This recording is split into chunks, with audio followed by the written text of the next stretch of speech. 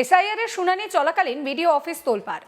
BJP নেত্রীর সঙ্গে উত্তপ্ত বাক্য বিনিময় তৃণমূল নেতাদের। বয়স্ক ঠাকুরদা সহ ওই বিজেপি নেত্রীকে হেনস্থার অভিযোগ সামনে এসেছে। পাল্টা এসআইআর এর হিয়ারিং ভণ্ডুল করার জন্যই গাড়ির নাম্বার প্লেট ঢেকে বিডিও অফিসে প্রবেশের চেষ্টা করা হয়েছে, এই অভিযোগ ওই নেত্রীর বিরুদ্ধে উঠেছে। জানা গিয়েছে, বয়স্ক ঠাকুরদাদাকে স্কুটারে করে বিজেপি নেত্রী বিডিও অফিসে ঢুকতে গেলে বিক্ষোভ দেখান তৃণমূলের নেতাকর্মীরা। কেন নাম্বার প্লেট ঢাকা, সেই নিয়ে কিন্তু রীতিমতন প্রশ্ন করা হয়। এই ঘটনায় চাঞ্চল্য ছড়িয়েছে। পুলিশের সামনে হেনস্থা করা হচ্ছে বলে অভিযোগ তুলছেন সাবানা খাতুন। ঘটনার খবর পেয়ে আরো বেশি সংখ্যক পুলিশ বিডিও অফিসে উপস্থিত হয়। স্কুটারটি দিনহাটা থানায় নিয়ে যাওয়া হয়েছে। টোটো করে বিডিও অফিস থেকে বেরিয়ে যান বিজেপি নেত্রী ও তার ঠাকুরদাদা। এদিকে তৃণমূল কংগ্রেসের দাবি, স্কুটারের নাম্বার প্লেট কেন ঢেকে তারা এখানে এসেছিল সেই নিয়ে প্রশ্ন উঠতে শুরু করেছে। বিজেপি নেত্রী সাবানা খাতুন কি বলছেন শোনাবো। এসআইআর এর কাজ আছে, আমি তো জানতাম না। আমার ঠাকুরদাই যে নিজেরাই দেখেন ভিডিও করে নেন, হাঁটতে পারে না। আমার যে স্কুটি আছে সেই গাড়ি নিয়ে আমি বিডিও অফিস স্টাফকে যখন ফোন করলাম, ছোট রেশন কার্ড যেগুলো হয় সেগুলোর কাজ ছিল, ঠাকুরদাকে নিয়ে আসলাম। বিডিও অফিসে এই গেটে না ঢুকতেই এরা যেভাবে আমাকে হেনস্থা করলো, আপনারা সবাই নিজেরাই ক্যামেরার মাধ্যমে দেখছেন। সবগুলোই তৃণমূলের পাচারার দালাল, ঠিক আছে। এরা একটা বড় দেখলো না যে আমার সাথে একজন বয়স্ক লোক আছে, তাকে কিভাবে এরা পুলিশের সামনে হেনস্থা করলো।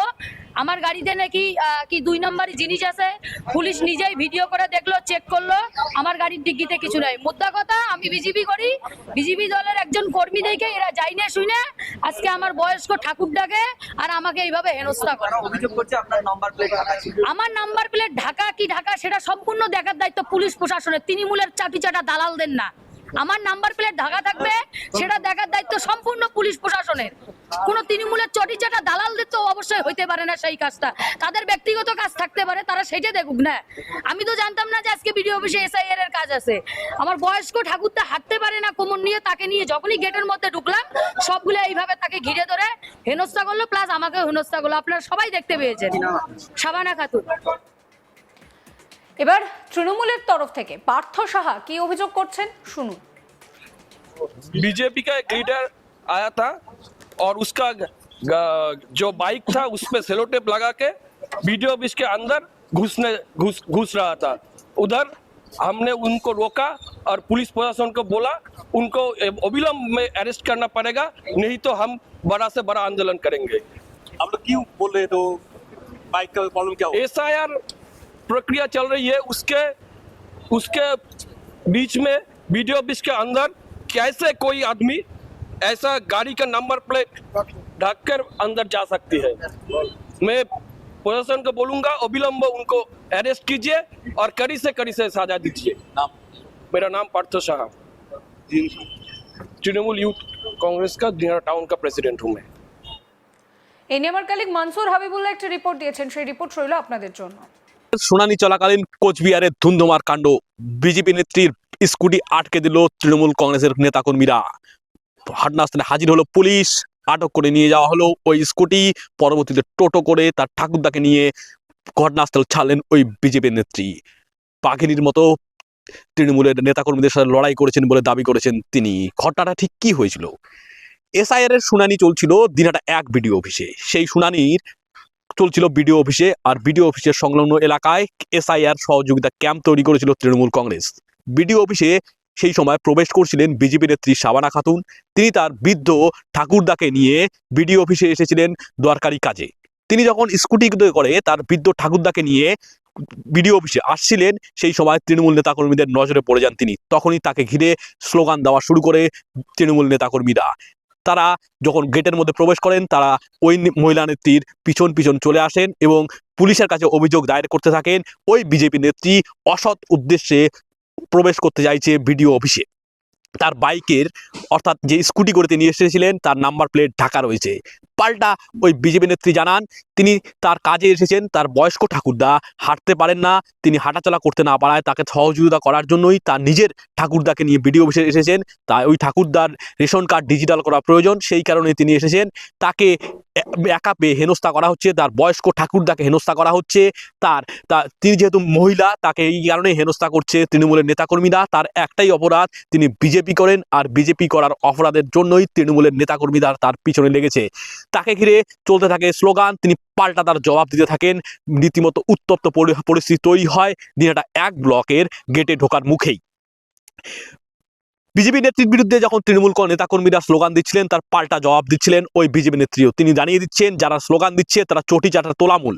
তা পাল্টা ওই তখন তৃণমূল নেতাকর্মীরা জানাচ্ছিল কোন উদ্দেশ্যে প্রবেশ করছে। ঘটনাস্থলে হাজির পুলিশ তখন দুই পক্ষকে নিরস্ত করতে উদ্যোগ হন। খবর পৌঁছে যায় দিনহাটা থানায়। দিনহাটা থানার বিশাল পুলিশ বাহিনী এবং একাধিক অফিসার ঘটনাস্থলে হাজির হন। তারা দুই পক্ষের কাছে বিষয়টি শোনেন এবং শাবানা খাতুনের বিজেপি নেত্রীর ওই স্কুটিটা বাজেয়াপ্ত করে আটক করে দিনহাটা থানায় নিয়ে যাওয়া হয়। দেখা যায় যে তার নাম্বার প্লেট সত্যিকারই একটা সংখ্যা ঢাকা রয়েছে। তখন ওই বিজেপি নেত্রী দাবি করেন তিনি কি করবেন, তার বাইকের সাথে কি হয়েছে তার দেখার দায়িত্ব তৃণমূল কংগ্রেসের না, তার দেখার দায়িত্ব রয়েছে কিন্তু পুলিশ প্রশাসন যা করবে তা তিনি করবেন। কিন্তু তাকে মেয়ে পেয়ে, একা পেয়ে এবং তার বয়স্ক ঠাকুরদাকে যেভাবে হেনস্থা করা হচ্ছে তা মেনে নেওয়া যায় না। এইভাবেই চলতে থাকে তীব্র বাদানুবাদ। পরবর্তীতে স্কুটিটা পুলিশ নিয়ে যায় এবং টোটো করে তারা এখান থেকে বেরিয়ে যায় দিনহাটা থেকে। আমরা দুই পক্ষের সঙ্গে কথা বলেছিলাম। শাবানা খাতুন তো স্পষ্টই আমাদের জানিয়েছেন, একটাই কথা তিনি বলেছেন যে আমি বিজেপি করি, বিজেপির একজন সক্রিয় কর্মী। সেই সক্রিয় কর্মী হওয়ার কারণেই তৃণমূলের লোকেরা আমাকে হেনস্থা করেছে। এখানে SIR ক্যাম্প, শুনানি ক্যাম্প চলছিল, কিন্তু তার ঠাকুরদারও খুবই প্রয়োজন রয়েছে রেশন কার্ডটাকে ডিজিটাল করার জন্য। সেই রেশন কার্ড ডিজিটাল করার জন্যই তাকে ডাকা হয়েছে। সেই কারণে তিনি বিডিও অফিসে এসেছেন। তার ঠাকুরদা 80 ঊর্ধ্বের মতো বয়স, তা আসতে পারেন, হাঁটাচলা করতে পারেন না। এই বৃদ্ধ বয়স্ক মানুষ যেহেতু হাঁটাচলা করতে পারেন না, তার সহযোগিতা করার জন্যই তাকে বাড়ি থেকে স্কুটি করেই তিনি বিডিও অফিসে নিয়ে এসে হাজির হয়েছেন। এবং তার যে ডিজিটাল রেশন কার্ডের কাজ সেটা বিডিও অফিসেই হয়। সেই বিডিও অফিসেই তিনি আসছেন, কিন্তু তাকে আটক করা হয়েছে, তাকে হেনস্থা করা হয়েছে, তাকে উদ্দেশ্য করে অশ্লীল কথাবার্তা এবং কটূক্তি করেছে তৃণমূল কংগ্রেসের গুন্ডা বাহিনী বলে তিনি অভিযোগ করেছেন আজ তক বাংলার সামনে। আমরা যখন তৃণমূল কংগ্রেসের নেতাকর্মীদের সঙ্গে কথা বলেছি তখন তারা আমাদের স্পষ্টই জানিয়েছেন ওই এখন SIR এর শুনানি চলছে, সেই সময় হঠাৎ করে লোকজন নিয়ে ওই বিজেপি নেত্রী কেন ঢুকতে যাবেন বিডিও অফিসে। তার বাইকে, তার স্কুটির একটা নাম্বার ঢাকা রয়েছে, এই ঢাকা স্কুটি নিয়ে কেন তিনি ঢুকতে যাবেন, তার কোনো অসৎ উদ্দেশ্য রয়েছে নিশ্চয়ই। সেই কারণেই তিনি SIR এর শুনানির সময় অশান্তি পাকানোর জন্যই বিডিও অফিসে প্রবেশ করছেন। যখন রাজনৈতিক দলের নেতাকর্মীরা, তৃণমূলের নেতাকর্মীরা বাইরে রয়েছেন, শুধুমাত্র বিডিও অফিসে যারা SIR এর শুনানির জন্য ডাক পেয়েছেন তারাই যাচ্ছিলেন, তখন ওই বিজেপি নেতৃত্বে লোকজনকে সাথে নিয়ে বিডিও অফিসে প্রবেশ তাদের সন্দেহ লেগেছে। সেটাই তারা প্রশাসনকে জানিয়েছে, পুলিশকে জানিয়েছে। এবং যেহেতু বাইকের নাম্বার ঢাকা ছিল, তাদের সন্দেহ হয়েছে বাইকে অবৈধভাবে কোনো কিছু জিনিসপত্র নিয়ে আসা হয়েছে। সেই কারণে তারা বাইক খুলে যাচাই করার দাবি করেছেন। ওই বাইকের বিরুদ্ধে সঠিক আইনি পদক্ষেপ নেওয়ার কথা জানিয়েছেন। হেনস্থা করা বা এই অভিযোগগুলো সর্বৈব মিথ্যা প্রচারে আলোয় আসার জন্য তা করছেন বলে তৃণমূল নেতারা কিন্তু দাবি করেছেন।